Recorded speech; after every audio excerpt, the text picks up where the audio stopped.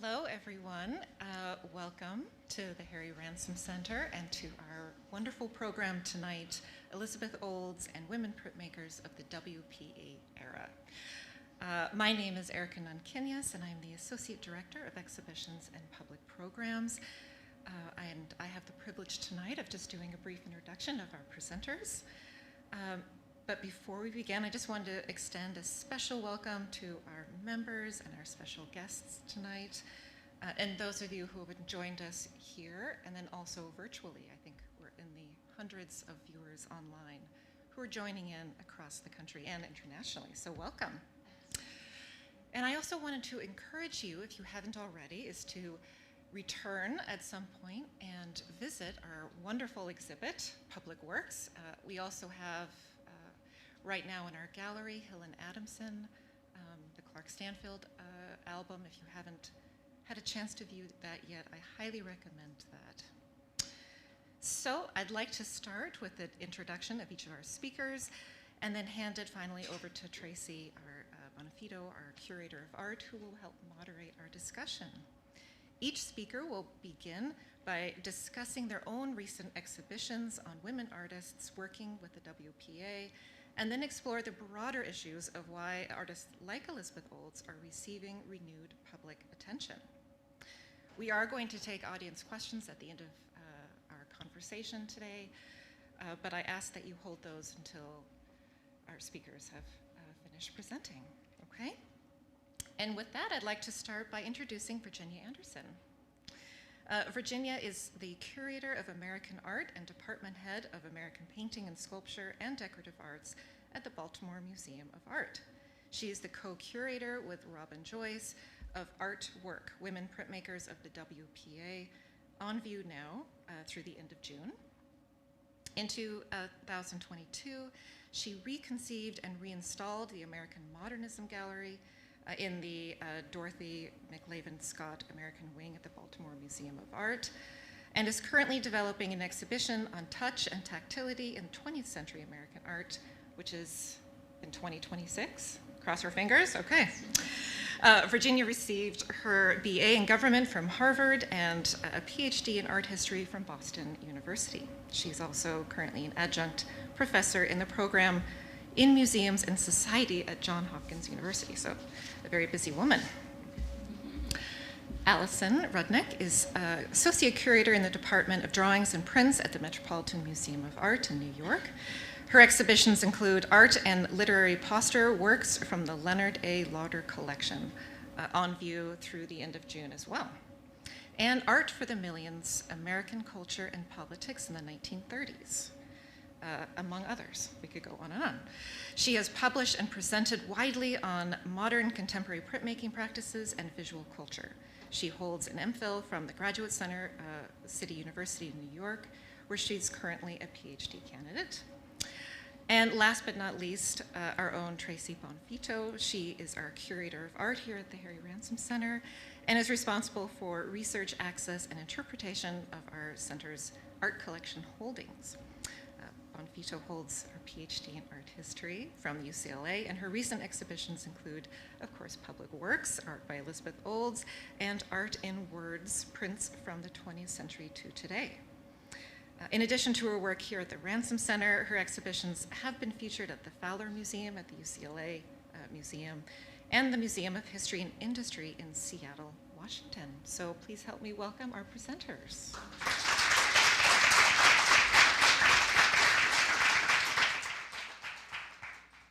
Thank you so much, Erica, for that warm welcome, and thank you all for being here. So great to see you tonight. As Erica mentioned, and if I don't already know you, I'm Tracy Bonfitto. I'm the Curator of Art here at the Ransom Center, and I've been looking forward to this conversation for many months now.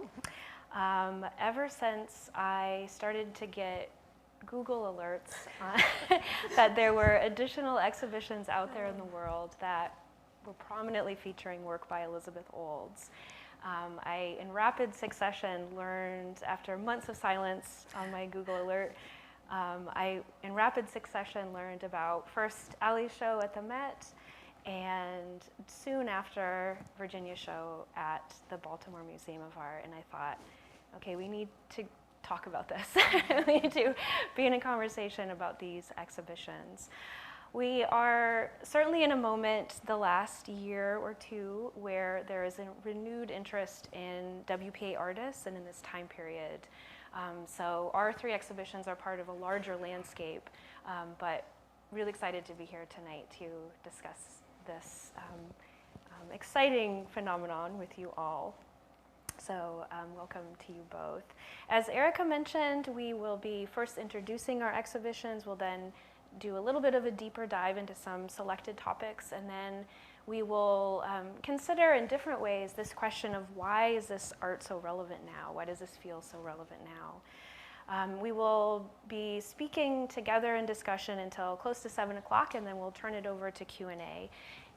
You are more than welcome and invited to ask questions whether you're in person or joining us online, so there'll be the opportunity for both sets of audiences to do so here tonight. So we'll start off by each introducing our exhibitions, and we're going to start out with the show that has the broadest scope in terms of artists and medium, and that is Ali, your show at the Met. So I turn it over to you. Great. Okay, well, welcome everyone. Thank you for this opportunity, Tracy, to present and have a conversation about this really vital period in art history. And Erica, thank you for the lovely introduction. So as Erica mentioned, I organized an exhibition at the Metropolitan Museum of Art in New York recently, titled Art for the Millions, American Culture and Politics in the 1930s, which was on view from September 7th through December 10th of 2023. And the exhibition, Tracy mentioned that it was quite broad in its scope, which is true. The exhibition presented a snapshot of the visual culture of the United States during the 1930s. And of course, as I'm sure you all know, the 30s was the decade of the Great Depression, which was initiated by the stock market crash of 1929 and led to unprecedented levels of unemployment across the United States and poverty, mass poverty. This is really really cast a shadow over the entirety of that decade. And something that the show argued was that the hardships caused by the economic downturn during this period consolidated and strengthened opposing political allegiances and ideologies, and those oppositional politics were reflected in the visual culture of the period.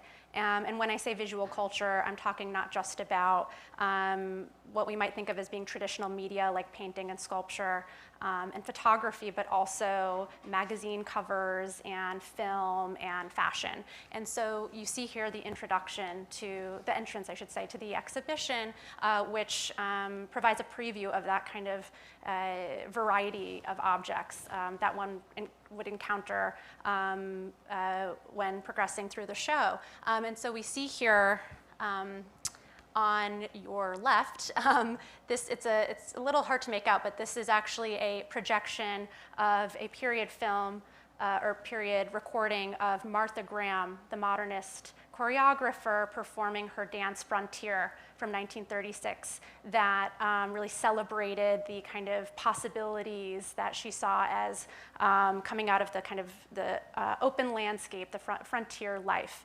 And at center is this fantastic dress designed by this great designer of the period, Ruth Reeves, who actually studied in Europe, trained in Europe as a designer, but when she came back to the United States in the early 30s, she made it a priority for her to create what she saw as a so-called distinctively American form of design, one that did not rely on European influences, but that really looked to subjects and themes of the United States for inspiration. So you see here,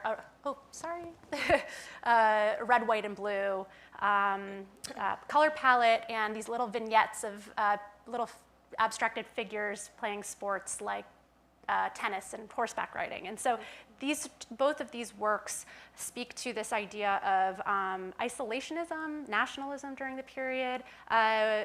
During the Depression, many artists look inward, look to the United States for inspiration for their work rather than to Europe, as was happening more in the past.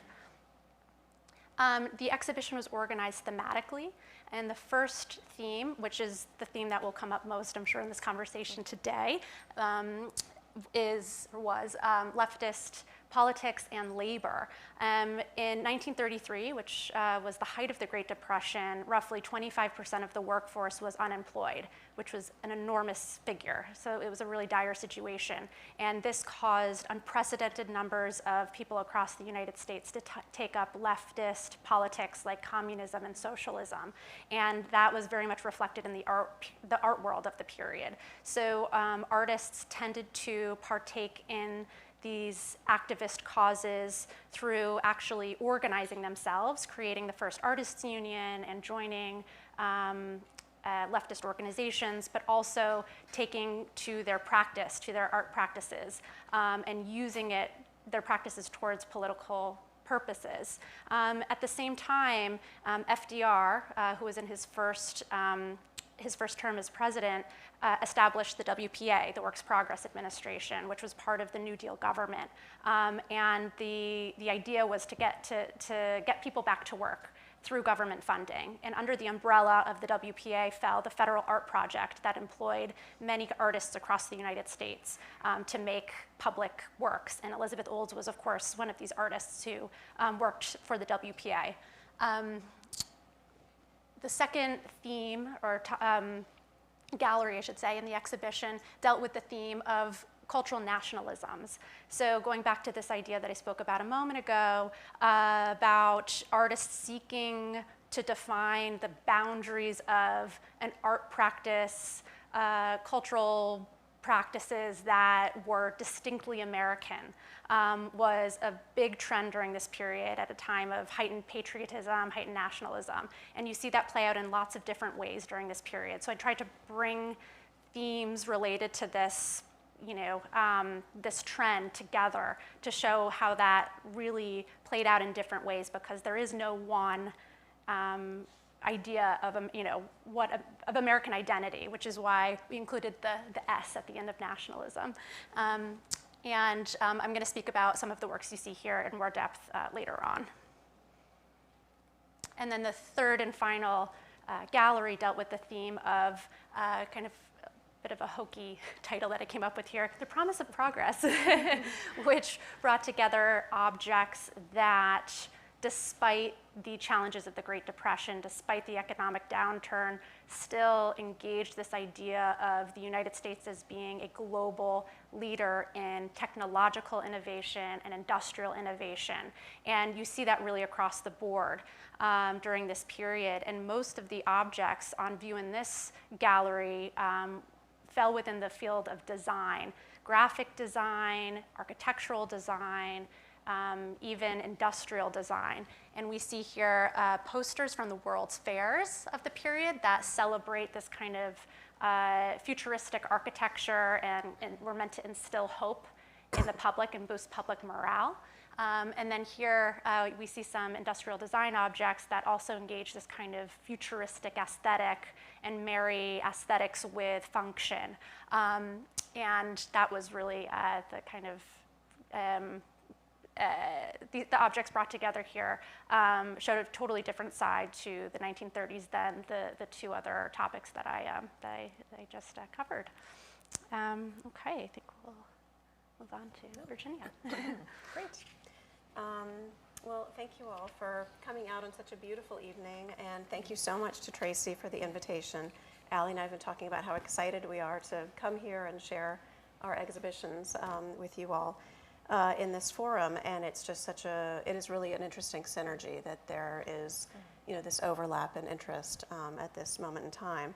And I think, you'll see this evening there is so much rich material about women and the idea of labor coming out of this era, which is a time of, great social change and upheaval and reform, not unlike our own. So our exhibition is titled Artwork, linking art and this idea of labor together. Women Printmakers of the WPA. There we go. Oops, wait, that's backwards. That's forwards. There we go. Our exhibition really came out of, as Ali was explaining, the Federal Arts Project, part of the WPA, which employed artists, literally put artists to work and paid them a daily or a weekly salary. And part of that program was the Graphic Arts Division workshop. And there were workshops in major urban centers really across the country, San Francisco, Los Angeles, Chicago, New York, et cetera. And that program was in operation from about 1935 to about 1942. And because of that program, artists who participated produced in total over the course of that program about 240,000 prints. And those prints had been paid for with taxpayer money, right, had been funded.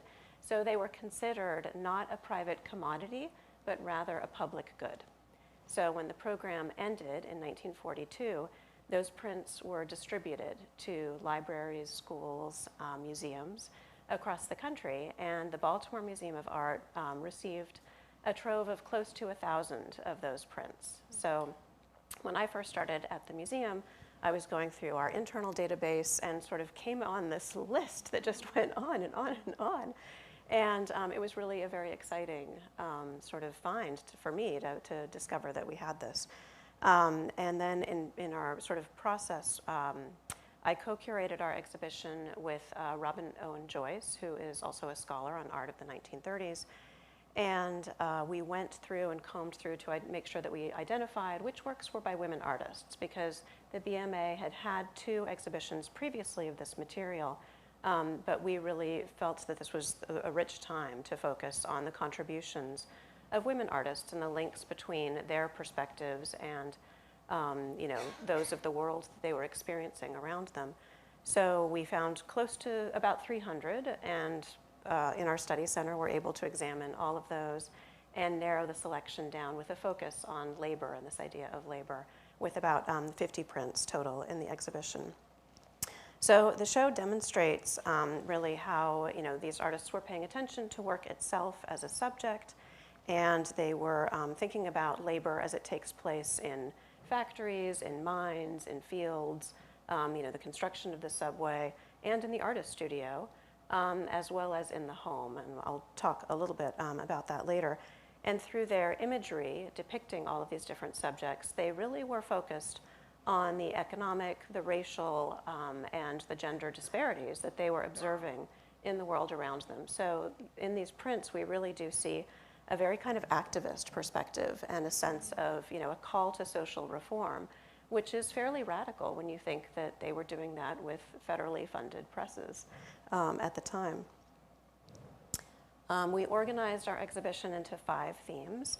A Changing World demonstrates, and that's a print by Claire Moore, demonstrates how women printmakers captured really the instability of the 1930s, that this was a period of radical, dramatic social change that was taking place in the economic field, in the industrial field, and even in the environment. There are a number of prints that demonstrate how there were catastrophic hurricanes and floods, and the Dust Bowl, of course, comes to mind. So it was also, again, like ours, a time of attention to the environment. Labor Seen and Unseen explores this idea of how wage labor and domestic labor are interlinked, and sort of examines different themes within that.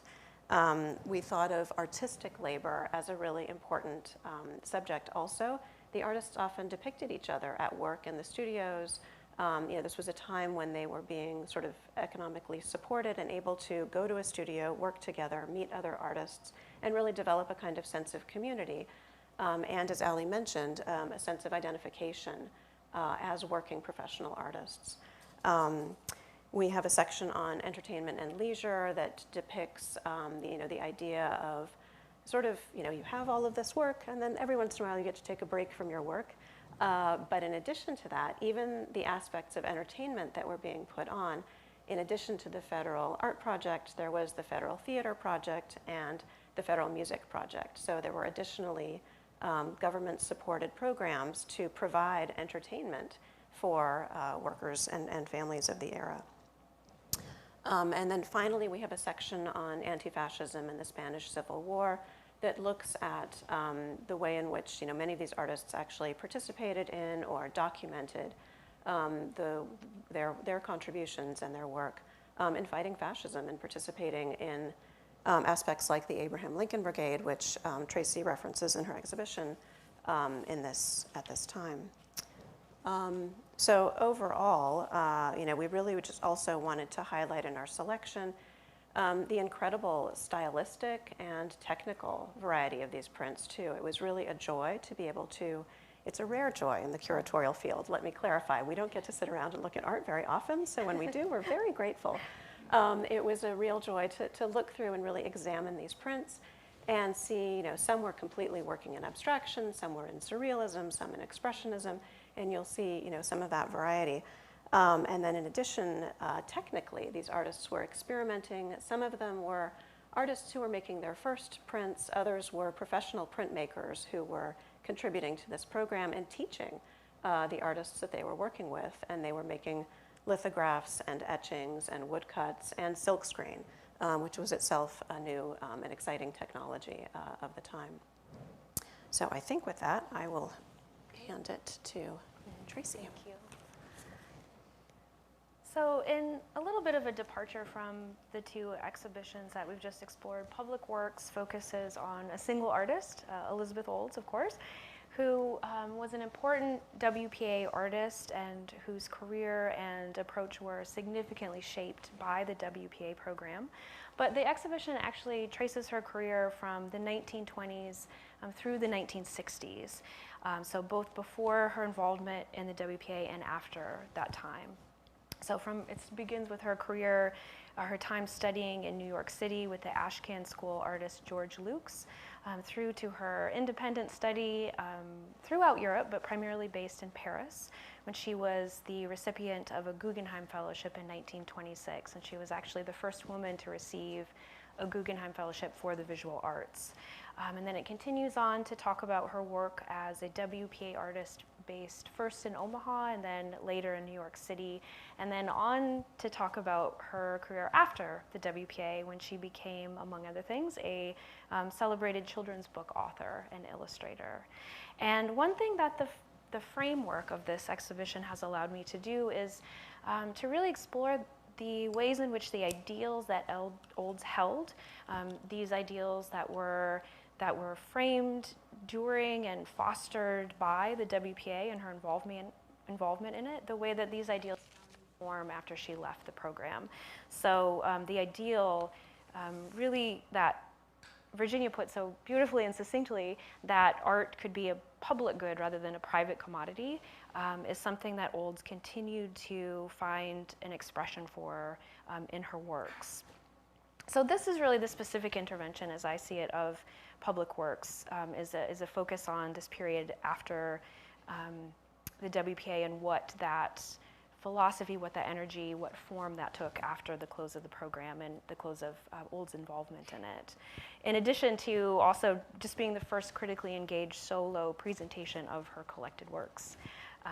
And I want to get a little bit into that post-WPA period later in the program. But for now, I'll just continue this exploration of the exhibition, which I hope many of you have seen already. If you haven't, I encourage you and invite you to spend time in the gallery. But the exhibition draws on the Ransom Center's extensive art and archival holdings of Elizabeth Olds' works, and also materials related to her creative process. So there's many prints and paintings in the exhibition, of course, but there's also sketches, notebooks, reference or research photographs that she kept, and paintings that became preparatory works for her later prints.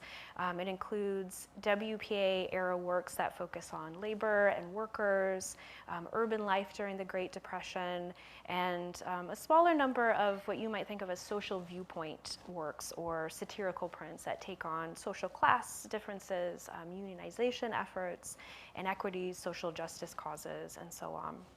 And throughout the display, I've tried to find elements of Olds' practice that find various forms, some through lines that I've tried to concentrate on. And some of these through lines are things that you've already heard a little bit about. She had in common with a number of other WPA artists, and that is an insistence on accessibility, approachability, on the educational value of art, and most particularly on the educational and democratic possibilities of printmaking. Something that I became really interested in is Old's focus on what I came to see as the spectator as spectacle. So the idea that you can focus on people who are engaged in an activity or viewing works of art or a performance, and focus on the viewers as a subject for commentary and for depiction. And another through line is her career-long interest in experimentation, I think, is a very important part of her story. And I'm showing you here just a little bit of a preview that I'll talk about later in the program tonight, of some of that experimentation, some of that agility in her practice. On the right, there's an image of the wall that I've come to think of as her contribution to this concept of the modern day courier in Ives, and I'll explain what I mean by that shortly. And on the left, a look at some of her children's books. So again, we'll return to those ideas later in the program, but with that sort of quick introduction to all three of our exhibitions in mind, I want to now turn to the second section of tonight's discussion, which is where we have, each of us had selected a topic to go a little bit further in depth on, to add just a bit more contextual information to our exhibitions. And what I've chosen to focus on is really two important factors that helped shape Elizabeth Old's practice and career. So in the early 1930s, Olds visited a series of murals that had been created by the artist Jose Clemente Orozco. The series is called The Epic of American Civilization, and they still exist today. They are in what was then called the Baker Library at Dartmouth College.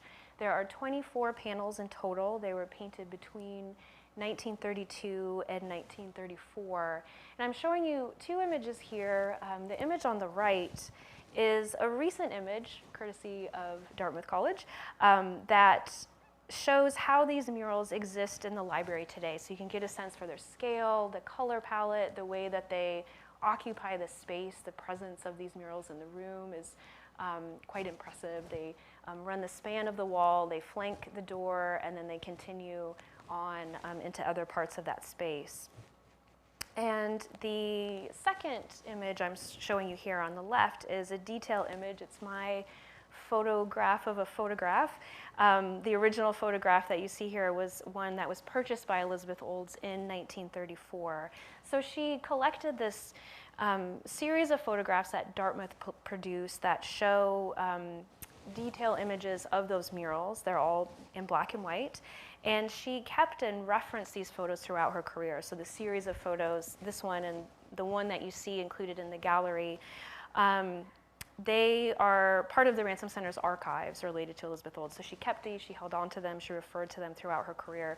And I wanted to show this one in particular for a couple of reasons. First, to give you a little bit of a different look at how those murals occupy that space. So they kind of turn that corner in an interesting way.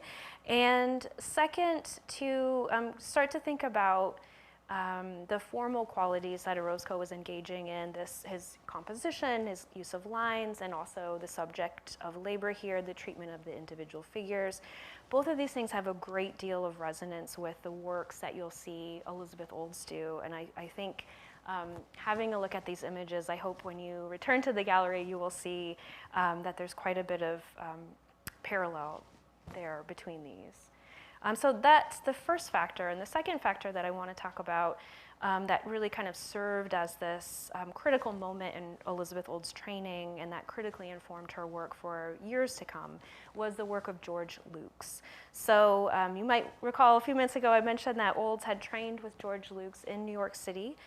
This was immediately prior to her departure for Paris in 1918. She got a scholarship to join the Art Students League. So she had been trained as an oil portrait painter in Minnesota, and she left for New York, and which she later said And I'm quoting a letter in her archive. That's where her real education began.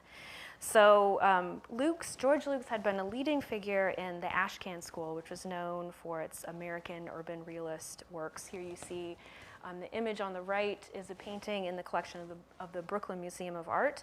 You can see that he's showing you this sort of composition of scenes in urban life that he may have witnessed or may have put together from various scenes that he witnessed. And there's this real sort of impressionistic application of the paint here.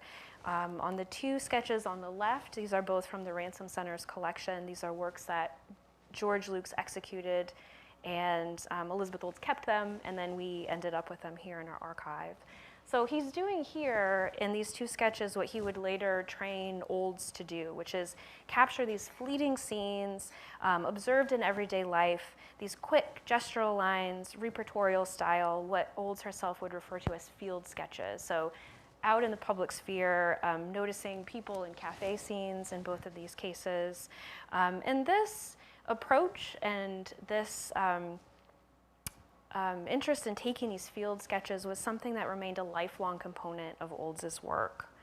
And I'm showing you here some sketches that you'll also see in the gallery. These are sketches done by Olds in the 1920s and 30s. On the left is a sketch she did in Paris in a reading room. There's an image from New York in the center, and then on the right, an image from her study in the Swift & Co. meatpacking plant in Omaha.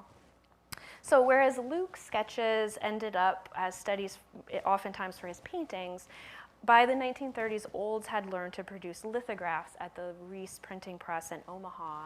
And here's two examples of those from that time period, from 1934 in both cases.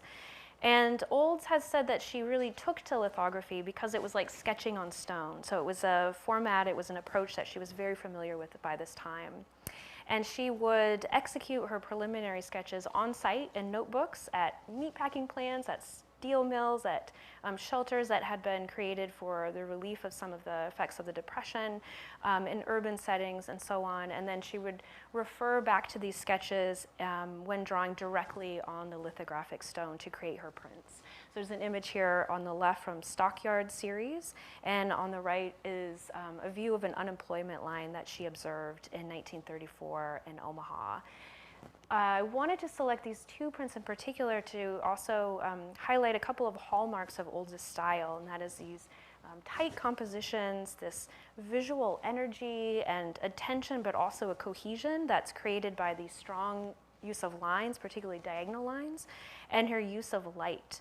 So what I want to do here, just to kind of sum up my contribution to this section, is just to gesture to two things. First, the international dialogue between Mexican muralists and artists working in the United States. And second, this earlier generation and the legacy of that earlier generation of, in this case, Ashcan School artists, but artists working in America, New York-based city artists in particular. And on that note, I'm going to hand it over to Virginia. Thank you. Thank you. Let's see if I get this right. Yes. Okay. Triumph. I am, it's a great segue because you can see the Elizabeth Olds print. Let's see if I can use the pointer.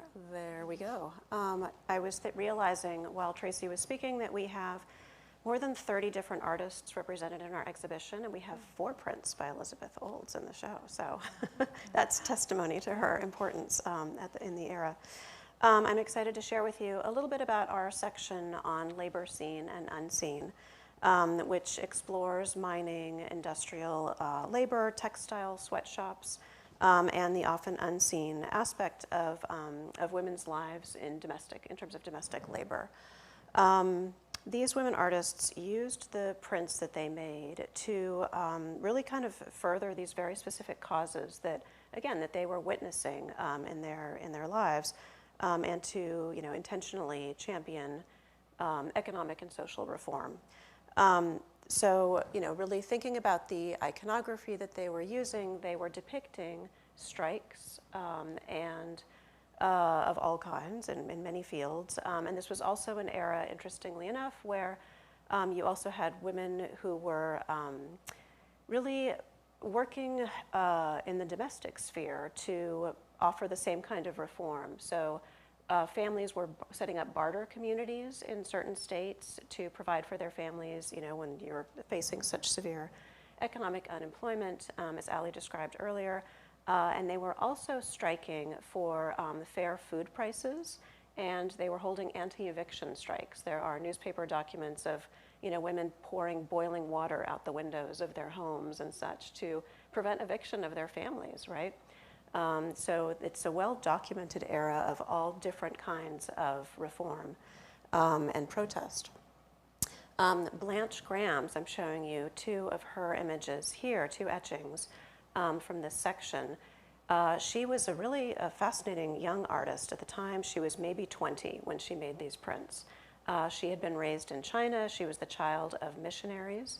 And she moved to the United States at the age of 17 to study art because she knew that was what she wanted to do. She also attended the Art Students League and took classes there. And so during the WPA graphic arts workshop, when she joined, she was, you know, had made prints, but was still a very young artist. And she became involved with a group of very socially active artists. That was her intention and her desire. And she traveled, the artist Harry Sternberg organized groups of artists to visit mining towns in Pennsylvania, for example. So she and Harry and a group of other artists spent several days living in Lansford, Pennsylvania in the summer of 1936. And that experience was so powerful for them to witness firsthand the conditions under which these miners were working. Robin and I came across some statistics and did a little bit of math, and our rough calculation is that the annual salary for in today's money, for some of these artists was some of these miners, excuse me, was $10,000 a year. So you can understand why they needed to strike and try to fight for better wages, especially given the dangers under which they were working. I love that central image here, the miner's head, because it's an etching, and you can see she's really scraped into the plate to such a degree it almost looks like a charcoal drawing. It's a print that really, you know, suggests a coal drawing that evokes kind of, you know, what this man is mining, the materiality itself of what he's working for and what's perhaps killing him. And you also just see the expression on his face of just intense exhaustion and despair, right? And she just captures that so beautifully. It's a very velvety print when you get to see it in person. And then the image to the right of that, design steel, she's showing you a steel mill. And I'm not sure how, it's not probably very visible in this image, but the background is made up of tiny, intense rows of homes, houses, side by side with crosses. So that's a whole field interspersed of houses and cemeteries, essentially. And so she's really evoking the way in which this industry is supporting life, but also, you know, causing death, and that life and death are fundamentally intertwined in these mining towns. There we go.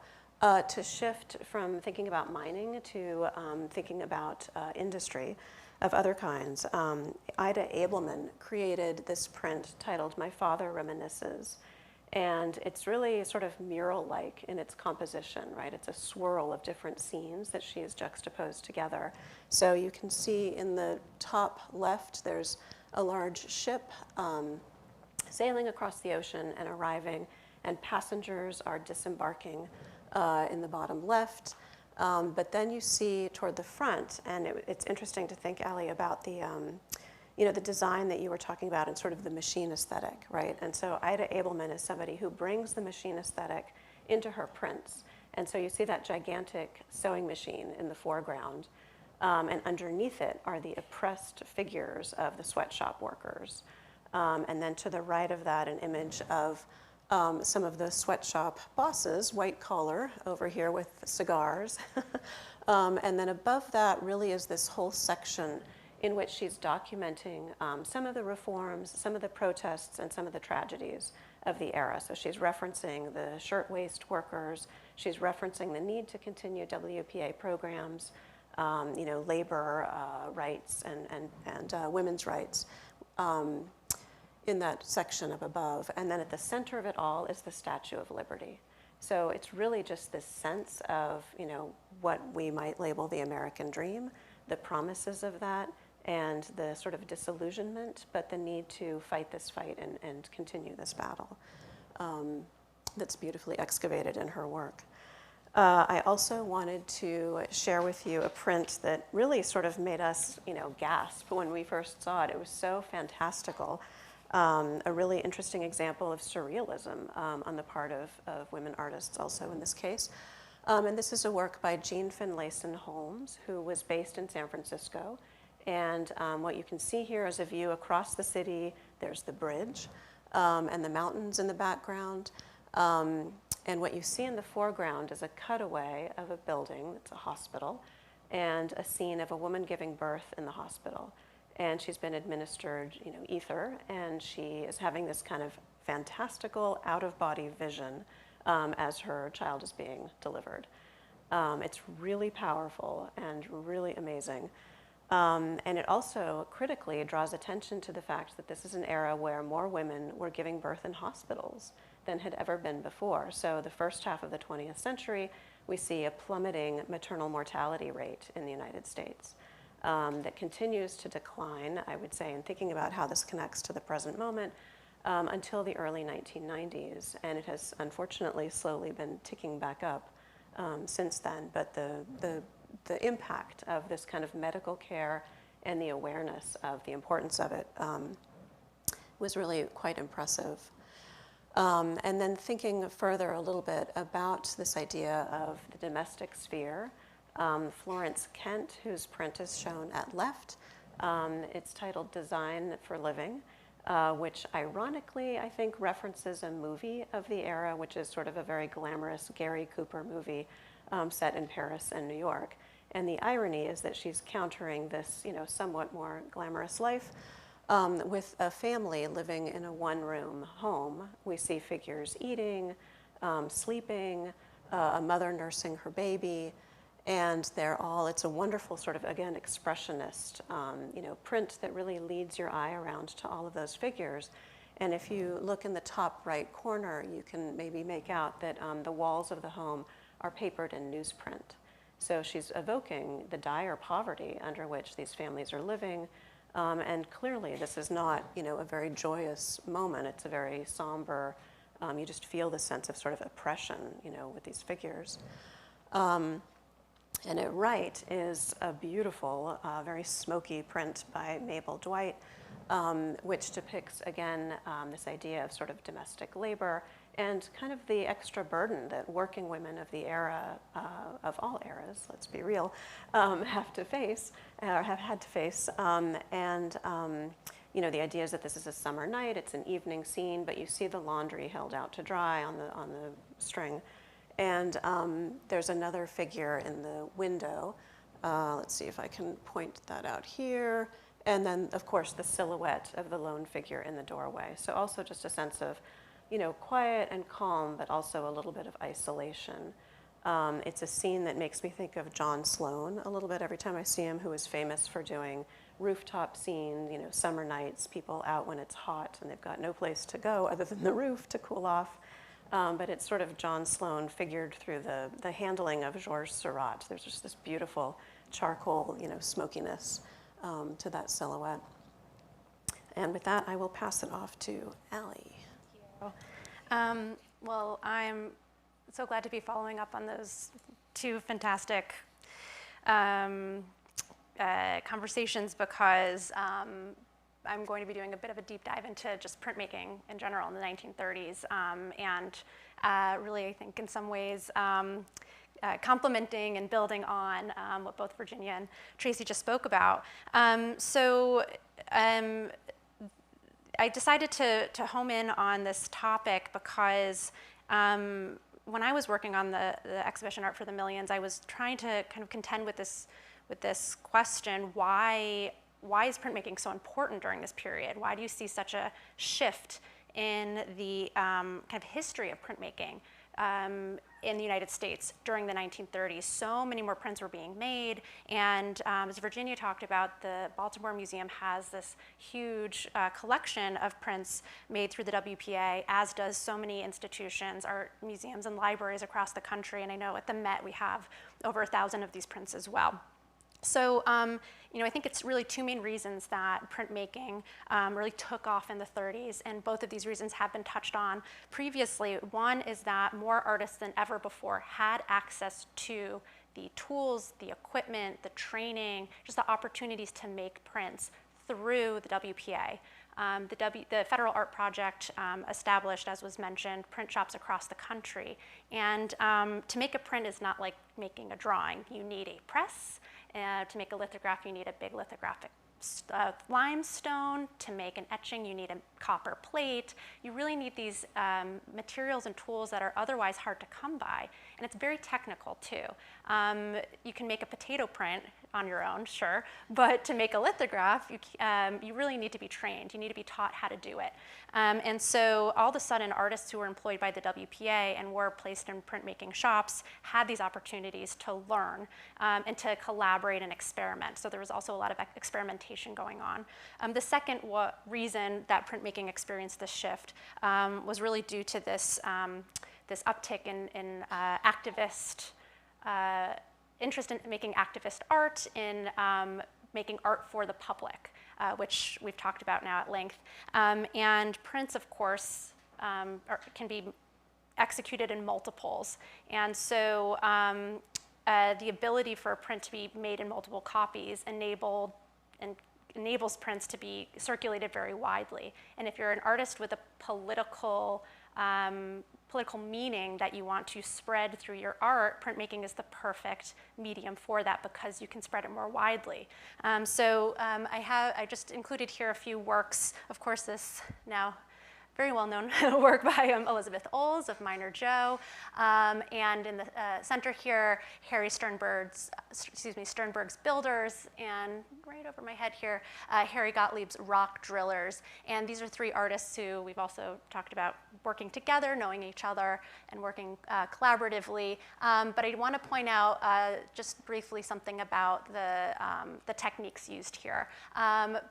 This work by Olds and this work by Gottlieb, these are both silk screens or screen prints, and this is a lithograph. And I mentioned briefly that a lot of experimentation was going on in these shops because for the most part, many of the artists working at the WPA print shops would come into the studio together.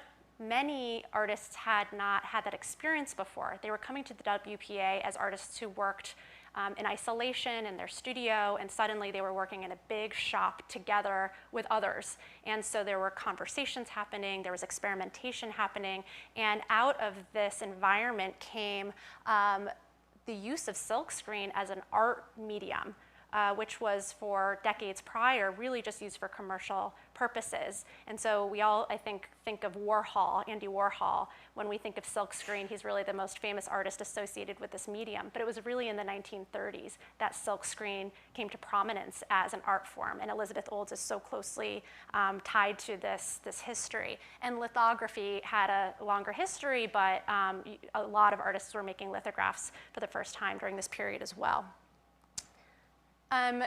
The exhibition Art for the Millions dealt with this idea of labor and printmaking and gender and race, as Virginia's does as well. And here I just included two works that were featured in the show. This print by Riva Helfand called Curtain Factory, and above my head, the wonderful Burlesque by Elizabeth Olds, and the study for this print is in Tracy's exhibition. It's a fabulous, fabulous drawing. I was so excited to see the study for the first time today. Art for the Millions asked this question, what was looking at many of the prints that were made through the WPA by women artists specifically, what did women bring to their printmaking practices that were unique? And Virginia's talked about this in such a beautiful way. And the way that this played out in Art for the Millions was through this kind of juxtaposition of these two prints. And here you have Helfand's Curtain Factory, which draws on Helfand's own experience working in a textile factory before she was hired by the WPA. So she's looking at her own experience in the labor force and the workforce, and depicting a scene that is very much a kind of feminized or gendered labor scene, showing women at work in this curtain factory. And this particular figure really, I think, drives home with her kind of strained position, the physical strain that was required and exerted in this type of work. And it's very much a departure from the kind of typical labor scenes we've looked at that have more to do with industry, coal mining and industrial work, rock drilling, things of that sort. And I think, it took a woman to bring to the attention of the public that there's a lot more types of labor being engaged, like domestic labor too, being engaged by this population that hadn't been really highlighted to a big extent before. This work I framed in the exhibition as a labor scene as well, and this is coming from, I can't take credit for that, the great scholar Helen Lenga, who's worked extensively on this material, was the first to really frame it that way. Burlesque scenes of women performing were very popular in the 1930s. Most often, these scenes depicted women on stage looking very sexy and very appealing, and these scenes were often created by men. But Elizabeth Olds created something a little different. I wouldn't call these women exactly appealing or inviting. Their bodies form this kind of serialized wall, essentially, across the edge of the stage. And many people who walk through Art for the Millions would comment to me that their bodies evoked a kind of assembly line or machine parts. So she's engaging this idea of machines and industry through this scene of gendered labor, which is performance in this case.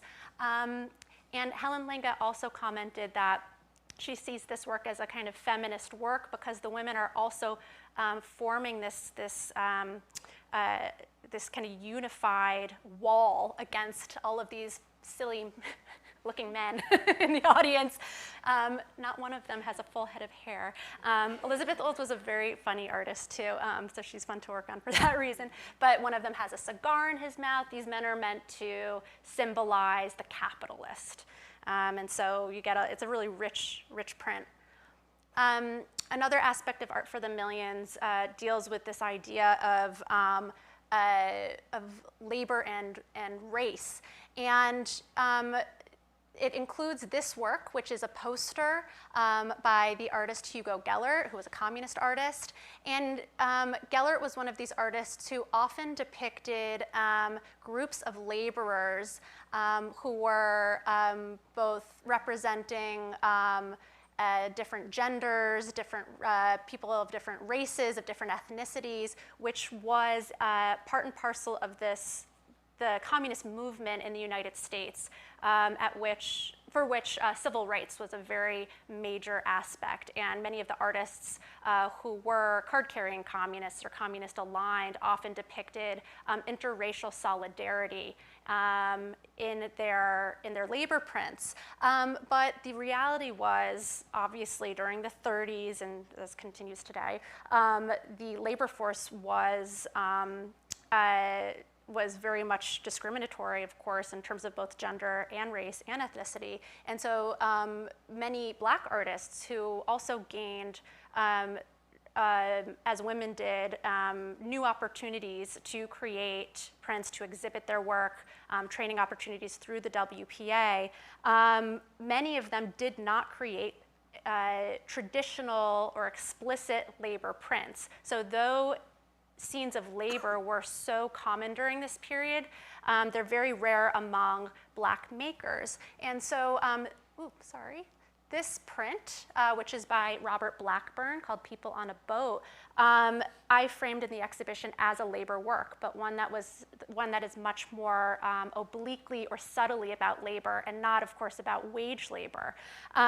Blackburn was around 17 years old when he made this fantastic work. He was in high school, and after school trained as a lithographer, trained in lithography classes at the Harlem Community Art Center, which was another WPA initiative. And he really perfected this medium, and actually after the 30s went on to become one of the country's most successful master printers in the post-war period, printing for Robert Rauschenberg and Jasper Johns, and then establishing his own shop in New York. And he got his start through this WPA Community Art Center. And this work has been interpreted by different art historians in many different ways, but I see it as a kind of a reference to the fact that many Black Americans during this period, Black men in particular, took to fishing for survival, for a means of survival. And so though this is a work that's not explicitly, again, about industrial labor or doesn't show a kind of traditional labor scene, it is about labor, and it shows the kind of really emphasizes a sense of kind of community and working together in this, kind of very strong scene that is evocative of many other, has many references in art history, from Copley to Raphael. And I should mention, too, that Blackburn, at this time, as he was training at the Harlem Community Art Center, was not only training in lithography, but also taking art history classes. So it was very much clued into these references. Okay. So for the final section of our program tonight, we're each going to be tackling in different ways this question of why are these shows appearing now? Why are they feeling so relevant in this moment? And Virginia is going to start us off. Sure. Thank you. Yeah, I mean, it's an interesting prompt to think about, and I think, we were all sort of comparing notes that when we were students, it was not covered in great depth, this era and this material. It was covered, but not to the extent that other aspects of 20th century American art, I would say, were. And I was thinking, too, a little bit how, in terms of contemporary art today, we're in a period that is really, I think, witnessing a kind of renaissance or excitement around figuration. If you look at a lot of contemporary artists working today. And I think that we can, look at this, we've been looking at this material a little bit, too, with fresh eyes. In that context, and sort of the appreciation of social realism, maybe in terms of changing tastes, which we know are constantly in flux, that we're in a moment now of kind of really enjoying this, visually, as well as on a scholarship kind of basis.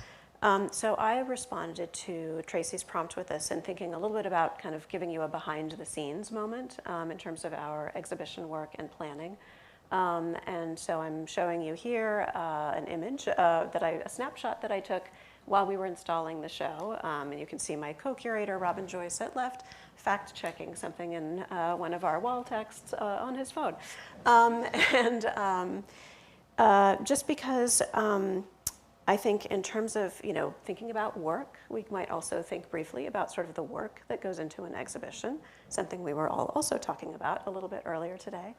And as we were looking through these prints, I've touched upon this before, but with each different scene that we were looking at, we kept sort of saying, my gosh, it's just like today, these images of strikes or images of, reform or environmental catastrophe were just, brought from the headlines of today's newspapers. And so when we were generating, sort of the our visitor goals for the exhibition, we thought about doing timelines that would connect that moment to our moment. And again, in sort of, thinking about the images and the WPA more broadly, we thought if you've ever worked a 40-hour work week, if you've ever ridden the subway, if you've ever joined a union, or if you've ever considered yourself a professional artist, among many things, right? Your life connects with the legacy of the WPA and this era. So I will zoom in on one of the timelines. For each of our 5 sections, we produced a timeline that accompanied the section text. And that ideally sort of had moments, historical moments that we researched from before the WPA era, during the era, and then moments leading perhaps up to the present. So our entertainment and leisure section, as I mentioned, is a section that engages with the Federal Music Project and the Federal Theater Project, which I would also note were both racially segregated, which I don't think the Federal Art Project was to that extent. And then we also have, images of public parks and athletics and recreation. At left, fun art historical mystery too that I discovered today. I'm showing you a print, one of the ones from our BMA allotment, which Elizabeth Olds titled WPA Rhythm Band, at left from 1937. It's in Tracy's show with the title written by Elizabeth Olds, Harlem Musicians. So, mystery. But a beautiful print and typical of her work in so many ways. And then at right, Mabel Wellington Jack's Swan Dive image, which we wanted to include in the exhibition, which depicts a female figure as this very strong, athletic, powerful figure. And it's a print from, I think, there we go. We have it roughly dated to 35 through 39, but I did a little bit of research and found that in the 1936 Olympics held in Berlin, the women's diving competition was won by an American 13-year-old named Marjorie Gerstring, and I bet somewhere there are photographs of her in action that perhaps might have inspired this print. So in any case, in thinking about this section of entertainment and leisure, we researched historical moments from the past and tried to sort of link them to the present.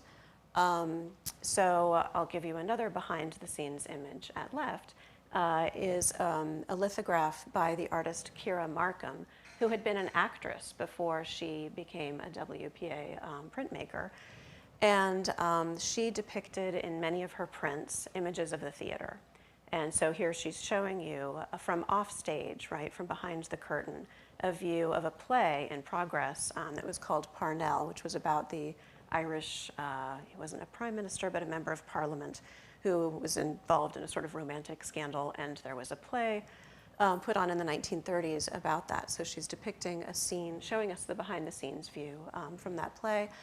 And so we had a timeline moment about the founding of the Screen Actors Guild in July of 1933, that labor union. And then, of course, we might all remember the strikes that were taking place over this past year by the Writers Guild of America and the SAG-AFTRA unions. And so it just seemed important and relevant, right? And I happened to be in New York last summer when the strikes were taking place, and I walked by Radio City Hall and there were strikers, and I had to take a picture, which is what you see on the right there, and text it immediately to Robin to say, see, it's still with us. And it was so perfect that they were by Radio City Music Hall, which has this Art Deco, architecture of the era. But it seemed, really just important to sort of know that the reason why the latest season of our favorite show, for example, was delayed was because of fundamental attention to workers' rights and to the right to strike that was established by, workers of this era in the 1930s. So there you can see sort of installed as it was. In terms of process, we researched and edited these timelines. Of course, we generated numerous potential moments that might be addressed, but we really tried to root them, of course, in the art that was on display. We streamlined that text, working very closely with our interpretation head.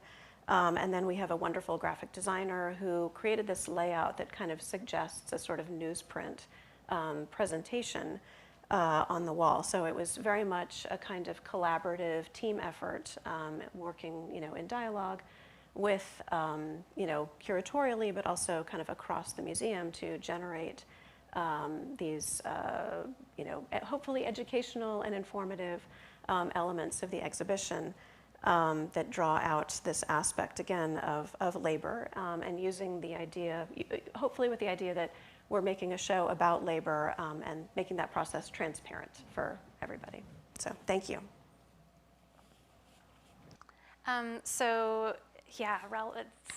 the question about why this is relevant, it's a hard one to answer because I mean, we could discuss this all day, I think. I mean, I will say I started working on Art for the Millions around January of 2020, and was struck even then by how relevant so many of the themes of the 30s, the art of the 30s, were then, and remember reading newspaper articles about the politics of the period in preparing for the show that really felt like they could have, like you were saying, could have been written yesterday. But then, of course, 2 months later, the pandemic hit, and the WPA was suddenly, on people's minds. And I remember the New York Times had published an article a few months into the pandemic asking, should we bring the WPA back? Should we bring government funding for the arts back? So something that felt very relevant felt even more relevant during the pandemic and this time of real widespread hardships, of course, and financial strife. So yes, there's a lot to say about the kind of topical aspect of this period. And the way that I will be addressing it here is to kind of go back to these three major themes that the exhibition used as an organizational kind of framework, because I think in general, this idea of artists engaging in a wide range of political leanings and ideological leanings, and the ways in which the visual world represented a kind of wide range of politics during the period is something that felt very, very familiar when during this moment we're living in of political divisiveness. This was very much reflective of what was happening in the 30s. And so, as I had mentioned earlier, one of the kind of first theme that the show, the first theme that the show deals with is leftist politics and labor. And I'm just showing two works here that were in that gallery to show the ways in which artists use their practices towards activist ends and how they used it to kind of call attention to political issues. So this work, this fantastic painting in the Met's collection here by O. Louis Guglielmi called 1/3 of a Nation, was actually made in 1939, a full 10 years after the stock market crash. And the title refers to FDR's second inaugural address, in which he said, I see 1/3 of a nation ill-housed, ill-clad, ill-nourished.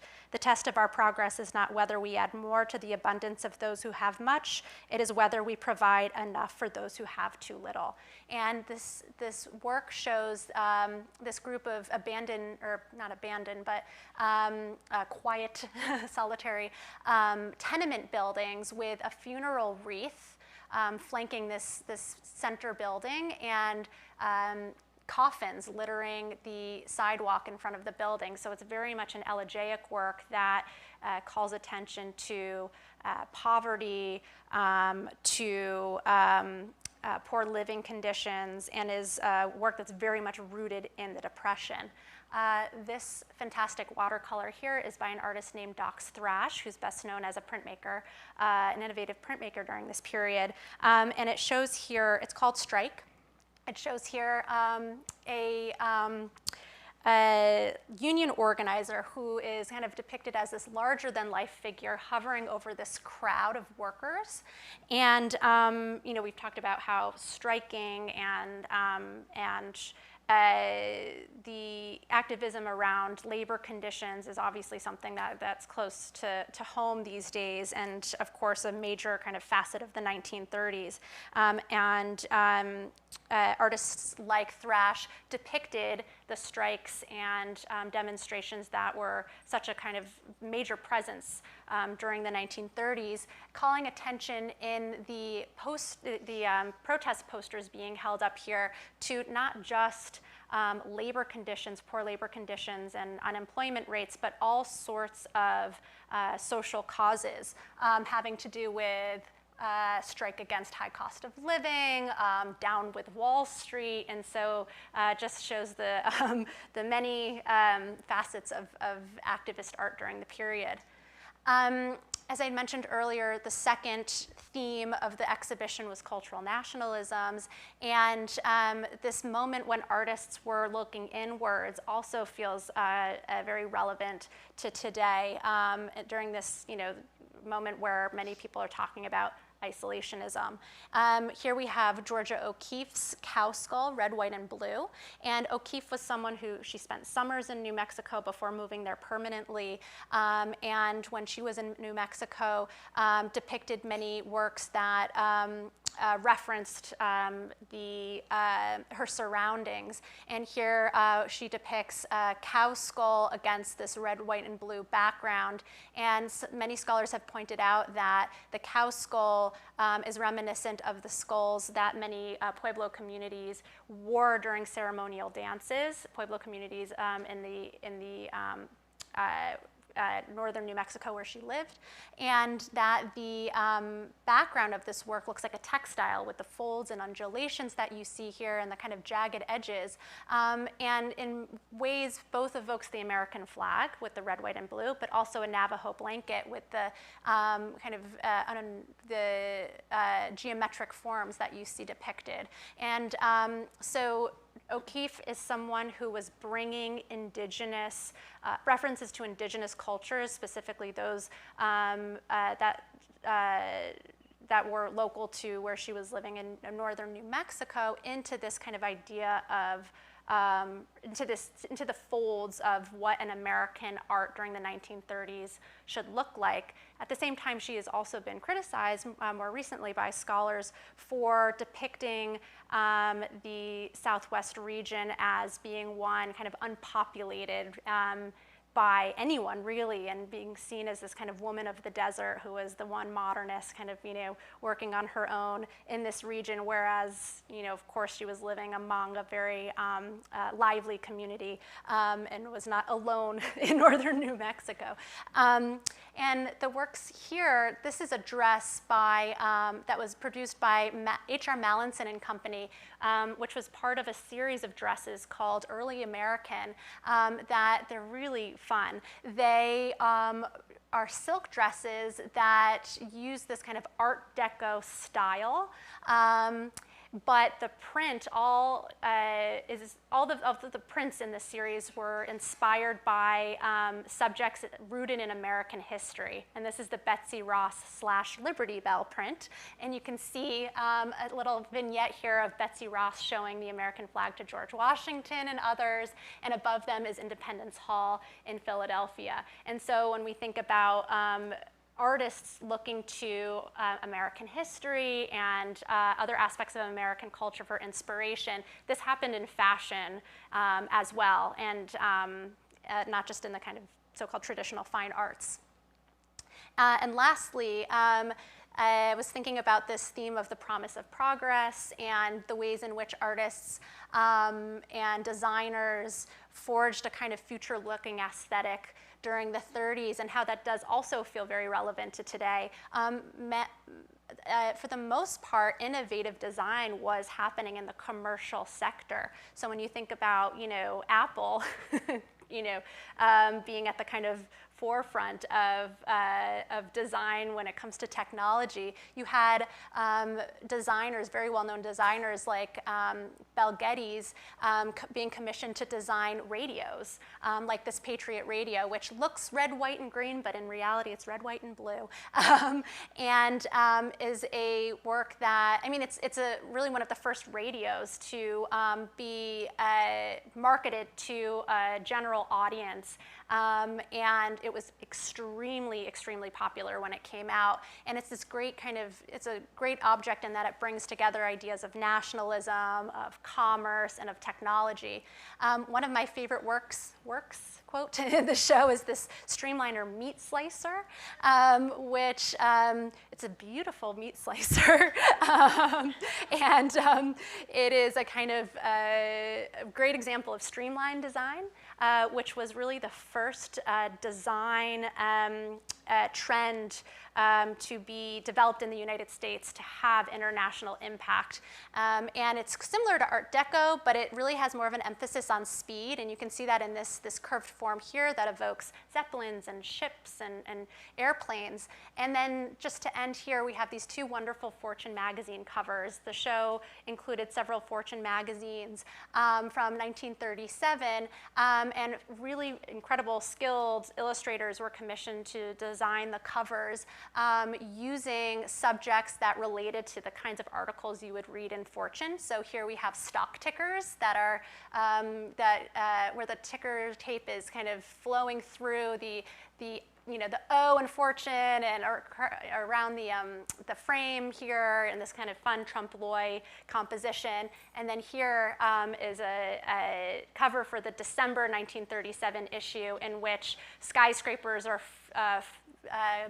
forming this kind of Christmas tree composition with the star at the top, celebrating industry and the building of skyscrapers that really took off during this period. I think actually that's a really great place. In the interest, maybe we'll cut my portion a little bit short, which is just fine because you can explore the answer to my question in the gallery, actually. So that's a little teaser for you. I invite you to return to the gallery and have a close look. I'm so glad, Ali, that you brought in these great elements from product design and a very different feel for this period. Norman Bell Geddes is somebody who will be very familiar to a lot of folks here because, of course, we have a large Bell Geddes archive here. So I think maybe we will, I guess, very shortly turn it over to Q&A, but I want to pose one very, very quick additional question to all three of us, which is to just mention briefly, if you will, a book, an article, a movie, or something that you found really useful in planning for your exhibition, or something that you would recommend folks might be interested in consulting if they're interested in learning more about this topic. I'm going to go ahead and answer my own question first, and that is to mention that Ali has a fantastic exhibition catalog for her show, Art for the Millions, beautifully illustrated, some really insightful and compelling essays there, and it happens to be on sale in our gift shop. So I would encourage you to check that out, but also just to congratulate you, Ali, on such a beautiful publication. It's really a wonderful work. Another book that we have mentioned at some point here tonight, and I think with good reason, because it was a book that I think all three of us relied on pretty heavily, I imagine, is Helen Lange's Radical Art. And Radical Art, Printmaking and the Left in 1930s New York.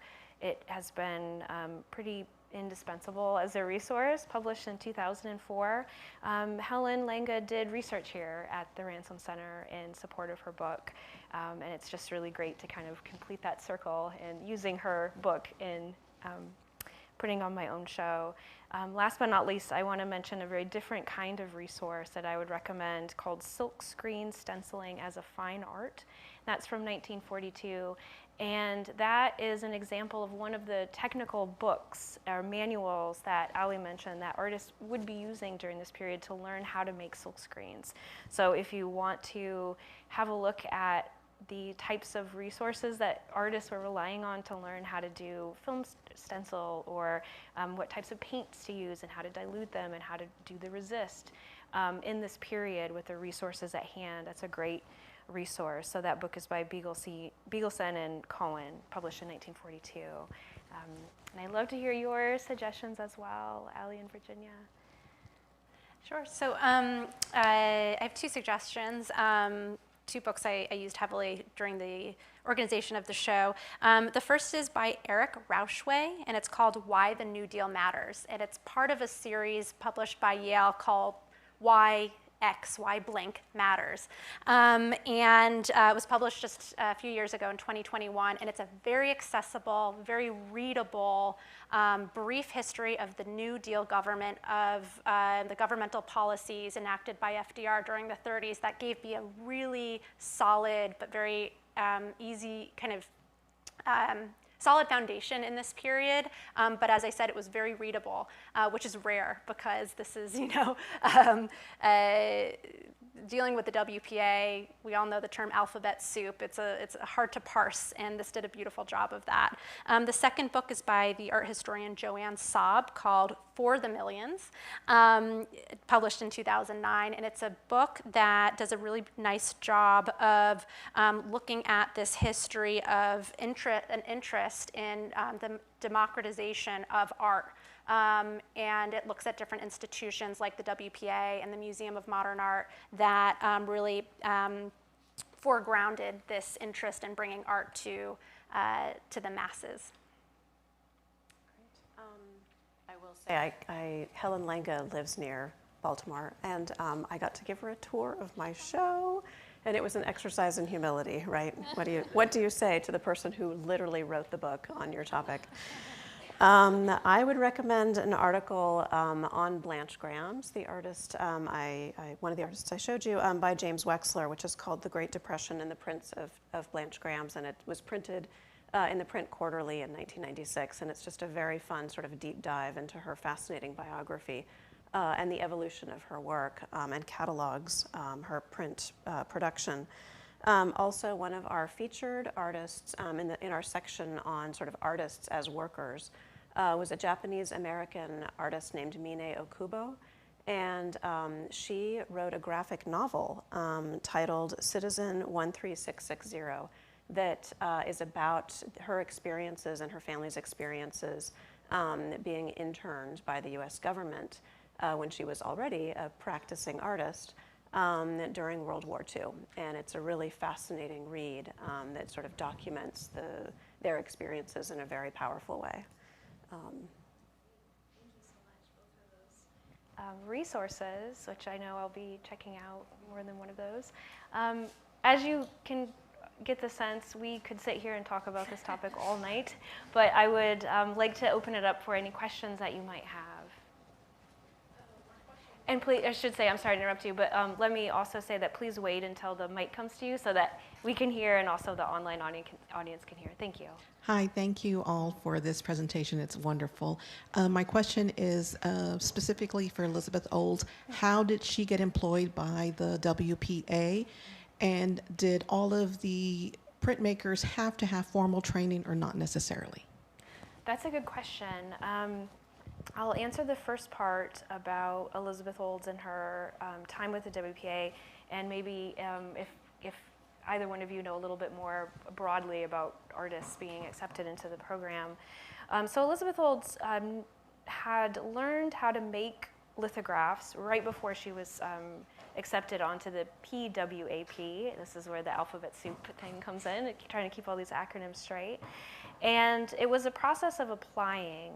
So when that program ended and it shifted to the WPA, and she was located now in New York, she had to apply to be part of that program. So the relief slots had already been filled. So there was something like 25 in that era. She joined on as a non-relief artist, which is actually a question we were talking about earlier today. That's it's not incredibly clear what exactly that meant in terms of how much funding, if any, or she was just being able to use the resources available and the distribution plans and so on. So it was definitely an application. It was competitive, absolutely. A lot of artists wanted to sign on to that. She remained in the program between 1935 and 1939. So she actually left the program prior to the time when the program formally closed in 1943. Do either of you have anything to add more generally about artists and that process of becoming accepted as a WPA artist? I think, well, we were talking about it a little bit earlier today, that the many of the sort of policies kind of changed. Yes, yeah. During the years that these programs were, underway, and so at times it's hard to know how much were they getting paid, what were their qualifications, did they have to apply? We've read some instances where they had to submit a portfolio, and others where that's a lot less clear. I will say that we found in our research too that married couples could not both be employed by the same program.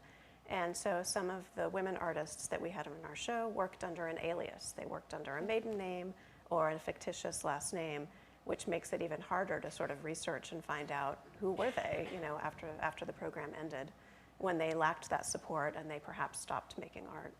Another thing that adds to that confusion, we were talking about this earlier today, is that in many cases, these archives that we've been consulting were compiled by the artist later in life, so they didn't necessarily remember all the details. Right. They don't necessarily remember the exact dates, or the exact number of funding is a little fuzzy, as you would imagine decades later, trying to recall this information.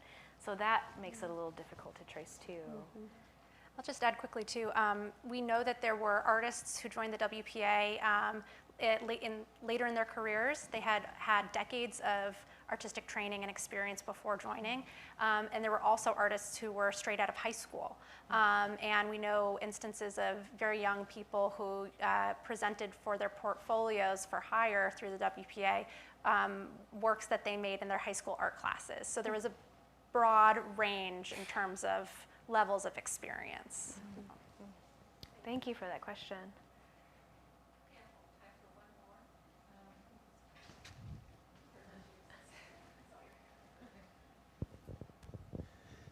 Thank y'all very much.